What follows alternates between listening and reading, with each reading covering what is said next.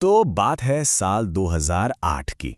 गर्मियों की छुट्टियां थीं और एक लड़का शुई जापान के एक बड़े ही शांत खूबसूरत से गांव में अपने दादा दादी के साथ मजे कर रहा था। मतलब चारों तरफ खेत, नदी, बरामदे में ठंडी ठंडी हवा, सब कुछ एकदम परफेक्ट था। लेकिन ये जो सुकून था ना, ये बहुत जल्दी टूटने वाला था। एक ऐसी आवाज से जो अपने साथ एक भयानक खौफ लेकर आने वाली थी। एक बहुत ही हल्की सी अजीब सी आवाज, इतनी धीमी कि पहली बार में तो ऐसा लगे जैसे कोई मशीन चल रही हो दूर और कोई भी उसे नजरअंदाज कर दे। पर ये कोई आम आवाज नहीं थी। ये एक इशारा था, एक चेतावनी कि उस लड़के शोई की जिंदगी के सबसे खौफनाक 4 दिन अब शुरू हो चुके हैं। एक ऐसी आत्मा ने उसे अपना अगला शिकार चुन लिया था और अब वो उसे अपने साथ ले जाने के लिए कुछ भी करने को तैयार थी। तो कहानी शुरू होती है 2008 में। शोई अपने दादा दादी के घर के आंगन में खेल रहा था और तभी उसे पहली बार वो अजीब पो की आवाज सुनाई दी। उसका ध्यान पास में बनी पत्थर की ऊंची दीवार की तरफ गया। शोई ने देखा कि दीवार के ऊपर एक सफेद हैट है, लेकिन कुछ अजीब था। वो हैट दीवार से काफी ऊपर था, मतलब इतना ऊपर कि उसे पहनने वाला कोई आम इंसान तो हो ही नहीं सकता था। कोई बहुत बहुत ही लंबा। और फिर शुई को वो पूरी आकृति दिखाई दी, और वो किसी इंसान जैसी तो बिल्कुल नहीं लग रही थी।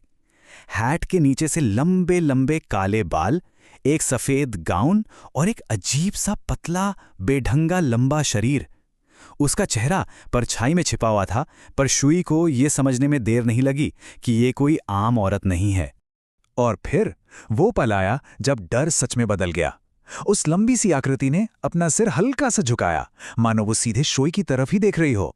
और ठीक उसी पल वही पो की आवाज फिर से आई, लेकिन इस बार एकदम साफ, जैसे सीधे उसी के मुंह से निकल रही हो। शोई का तो जैसे दिमाग ही सुन्न हो गया। वो बस पलटा और जितनी तेजी से हो सकता था घर के अंदर भागा। शोए हांफता हुआ अपनी नानी के पास पहुंचा और उन्हें सब कुछ बता दिया। जैसे ही उसकी नानी ने सुना कि एक बहुत लंबी सफेद ड्रेस वाली औरत पो की आवाज निकाल रही थी, बस उनका चेहरा एकदम सफेद पड़ गया। उन्होंने एक पल भी नहीं लगाया और घर के सारे दरवाजे, सारे पर्दे सब बंद कर दिए। नानी ने फौरन गांव की एक जानकार किसान को बुलाया। किसान आई, उन्होंने शुई को देखा और फिर परिवार को समझाया कि शुई ने जिसे देखा है वो है हाची शाकुसामा। देखिए, इसके नाम में ही इसका मतलब छिपा है। हाची यानी 8 और शाकु एक पुराना जापानी माप है, लगभग 1 फुट। तो इसका नाम का मतलब है 8 फुट लंबी औरत, एक बुरी आत्मा जो खास तौर पर बच्चों को अपना निशाना बनाती है। किसान ने बताया कि हाची शाकुसामा का शिकार करने का एक तरीका है। जब वो किसी बच्चे को चुन लेती है तो 4 दिनों तक उसका पीछा करती है। जैसा कि इस टाइमलाइन में दिख रहा है, हर गुजरते दिन के साथ वो और करीब आती जाती है और चौथे दिन वो उसे हमेशा के लिए ले जाने की कोशिश करती है। मतलब शोई की जान अब सीधे सीधे खतरे में थी। तो उसे बचाने के लिए किसान ने फौरन एक प्लान बनाया। शोई को 4 रातों के लिए दूसरी मंजिल के एक कमरे में बंद कर दिया जाएगा। कमरे की खिड़कियों पर अखबार और तावीज चिपकाए गए, चारों कोनों में नमक से भरी कटोरियां रखी गईं और मेज पर भगवान बुद्ध की एक मूर्ति रखी गई। शोई को जिंदा रहने के लिए कुछ बहुत ही सख्त नियमों का पालन करना था। किसान ने उसे साफ साफ चेतावनी दी, कुछ भी हो जाए, कोई भी आवाज आए, यहां तक कि किसी अपने की भी, दरवाजा किसी भी हालत में नहीं खुलना है। और जैसा कि इस टेबल में दिख रहा है, हर रात के साथ खौफ बढ़ता गया। पहली रात खिड़की पर सिर्फ हल्की सी थपथपाहट हुई। दूसरी रात उसने शोई की नानी की आवाज की नकल की। तीसरी रात उसके कदमों की आवाज दरवाजे के ठीक बाहर आकर रुक गई। और चौथी रात उसने अपनी पूरी ताकत लगा दी। खिड़की और दरवाजे पर जोर जोर से दस्तक और गुस्से में भरी पो की आवाजें। हर सुबह नमक की एक कटोरी काली पड़ जाती थी, जो इस बात का सबूत था कि वो आत्मा हर पल और करीब आ रही थी। चौथी रात जैसे तैसे कट गई।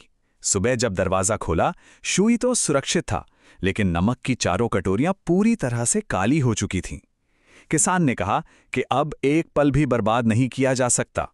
शुई को फौरन इस गांव से बाहर ले जाना होगा, अभी के अभी। तो भागने के लिए एक प्लान बनाया गया। 3 गाड़ियां तैयार की गईं ताकि हाची शाकुसामा को कंफ्यूज किया जा सके। शुई को किसान के साथ पहली गाड़ी में बिठाया गया और सख्त हिदायत दी गई कि कुछ भी हो जाए, सिर नीचे रखना है और खिड़की से बाहर बिल्कुल नहीं देखना है। गाड़ियां गांव से बाहर निकलना शुरू हुईं।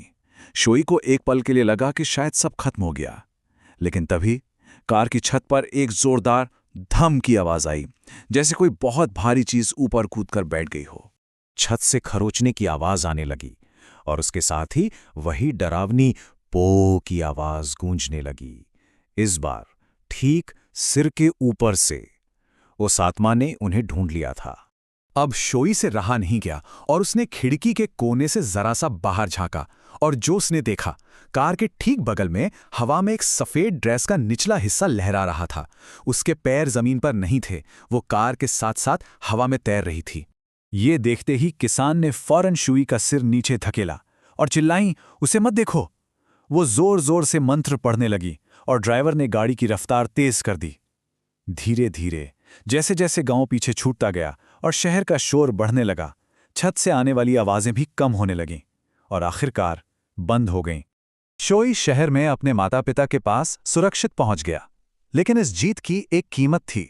उसे चेतावनी दी गई कि वो अब जिंदगी में कभी भी उस गांव में वापस नहीं आ सकता। तो सवाल यह है कि क्या ये एक सच्ची घटना थी या इस भयानक कहानी के पीछे कोई और मतलब छिपा है? शोई की कहानी तो खत्म हो गई, लेकिन हाचीशाकु सामा की ये किंवदंती हमारे जहन में रह जाती है। क्या ये सच में कोई 8 फुट लंबी आत्मा है जो बच्चों का शिकार करती है, या फिर जैसा कि कई लोक कथाओं में होता है, क्या इस डरावनी कहानी के पीछे कोई और ज्यादा असली मकसद छिपा है? इस कहानी को समझने के 2 मुख्य तरीके हैं। एक कि हाचीशाकु सामा एक असली आत्मा है जो वाकई में मौजूद है, और दूसरा कि यह सिर्फ एक लोक कथा है जिसे एक खास मकसद से बनाया गया है। अगर इसे एक चेतावनी वाली कहानी की तरह देखें तो इसका हर डरावना हिस्सा एक बहुत जरूरी सबक बन जाता है। एक लंबी, अजीब दिखने वाली अजनबी से दूर रहना, अकेले सुनसान जगहों पर बिल्कुल नहीं जाना और किसी अनजान की आवाज पर कभी भरोसा नहीं करना, भले ही वो कितनी भी जानी पहचानी क्यों ना लगे। और ये बात सोचने पर मजबूर करती है ना कि दुनिया भर की संस्कृतियों में हमारे यहाँ भी ऐसी कितनी डरावनी कहानियां हैं जो सिर्फ डराने के लिए नहीं बल्कि हमें असल में सुरक्षित रखने के लिए बनाई गई हैं। शायद असली डर उन आत्माओं में नहीं बल्कि उन खतरों में है जिनसे ये कहानियां हमें बचाने की कोशिश करती हैं।